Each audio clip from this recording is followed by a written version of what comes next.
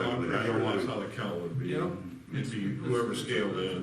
The big discussion at the committee, correct me if I'm wrong, Jason, was that, you know, discipline people to, you know, be good stewards, like setting stuff out on curb and then being late and then having city crews go once, twice, 3 times. That it was, you know, it would probably be more of a hassle to try it as much as I'd like to see it. One thing since then is if we could get with like the Chamber of the Sentinel and Columbia and have citywide rummage sale weekend. People could then, I've set stuff out on my curb, not advertised, not part of any program, and guess what? 24 hours later, it's gone. Whether it's old shutters from a house or a lawnmower that I don't want anymore, it's gone. So I think people can do it, you know. I don't know what somebody does. Is it Clem or is it the Sentinel that has, somebody puts on a rummage sale week? We do that as part of our trading posts at about 10 minutes before 8 every morning. On Fridays, anyone that has a rummage sale for the weekend, we announce it for, if they let us know. I thought there was a specified week There is, that people did. I believe in Ramsey they do have a week, or Yeah. one of the other towns has a week that, Yeah. that the whole town has it. And I know that when Linda Marrows was in business for Linda Marrows Real Estate, she had May days or something like that, and it was something to that effect, you know. But that, anyway, I just think it's maybe more that we gotta be, proactive. yeah, I think we got more people to go there, because I think we talked about it a couple times, and they got put in the newspaper, so. Sure. You know, I think that sometimes we just think everybody knows what we know, which none of us sure we know sometimes. Well, some variables like good weather that week didn't hurt. Good enough. Any other? No, I don't have anything. You done, Jason? Question for Jason. Yeah. With the closing down of the truck stop and the construction of the new building, will trucks still be able to park back there, or are we gonna have an issue with truck parking? I think when Ken, he was, Hansting, was on the radio, there is no truck parking. But Now, there will be some truck parking, about 10 slots is what they're figuring. So it will not be as many trucks as what you're seeing today. But yes, there will be very limited truck parking. I think it's. So it could cause an If issue, you got 20 too. trucks a day, where are they going for the next year, before the construction's going on? I anticipate I will be, well, the demo permit for the current structure has already been issued. That building will be coming down, most likely, and this is public knowledge, will be coming down likely within the next 2 weeks or thereabouts. Plans will be probably in my office by first part of next week. They're looking at the building permit aspect of it. I've already seen the plans, but I don't physically have a set of plans here at my office.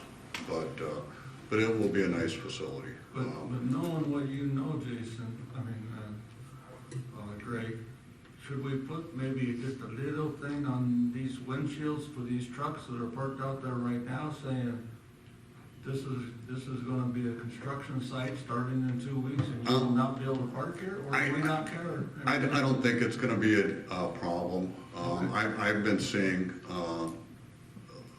less trucks there in recent days as compared to the past several weeks. And once they roll on scene, that entire block is most likely going to be roped off. There's not gonna be any access to it. Because when I say they're demoing everything, it is the concrete and the whole works is coming down. So I don't think that part will be much of an issue as far as having trucks parked Are there. you gonna put new tanks in here? Yep.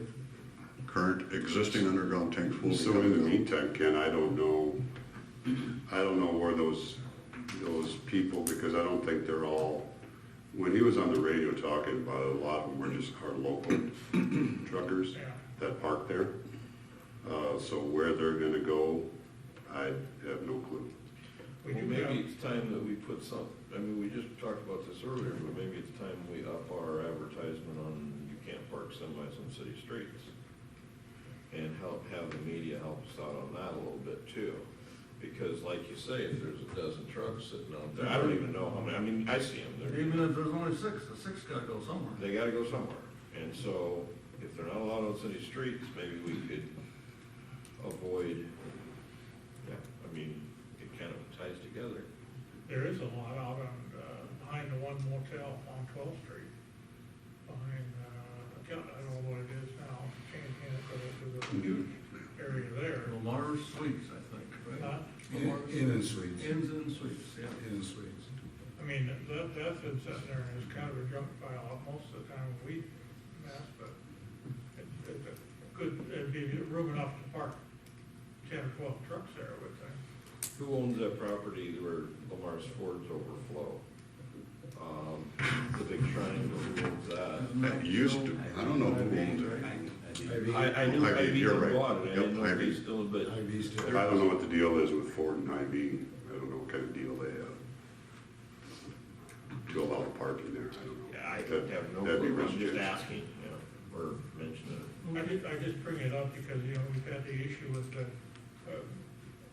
cold storage North. down there and people parking it.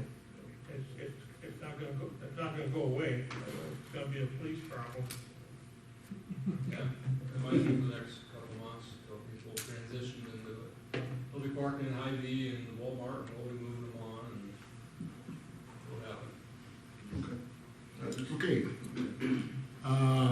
Where we at? You done, Jason? I'm done.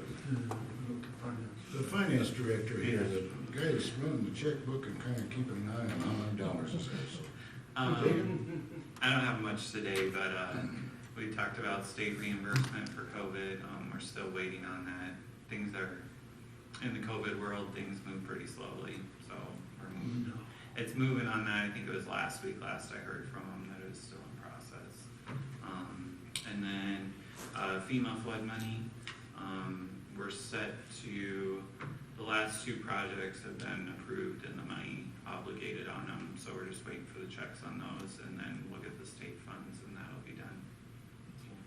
Yeah, so the federal portion is pretty much wrapped up. And it's On on FEMA. to the state, On On FEMA. flood, yeah. as far as the flooding from 19 to Okay. 19.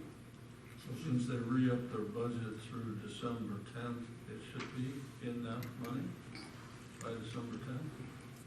I would say Yeah, Don't you think? I think so. Is a reasonable assumption? It's a reasonable assumption. That's- Anything else? There's never been a better time to finish up cleaning out the river if there's anything in there, because they can get down it dry, they can pull stuff out of there pretty easy. Yeah. Okay. That's all I have. Did it?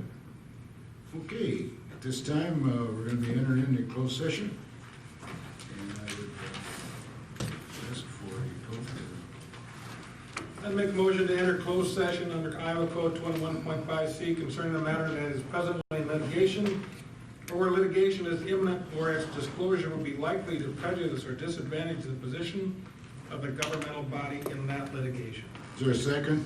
So moved. Motion been made and second to enter in closed session under Iowa Code 21.5C concerning a matter that is presently in litigation or where the litigation is imminent, where its disclosure would be likely to prejudice and disadvantage the position of the governmental body in that litigation. Can we have a roll call on that, Bev? Goodchild, Yes. Donlin, Yes. Knapp, Yes. Wick, Yes. Nelson. Yes. We're now in closed session.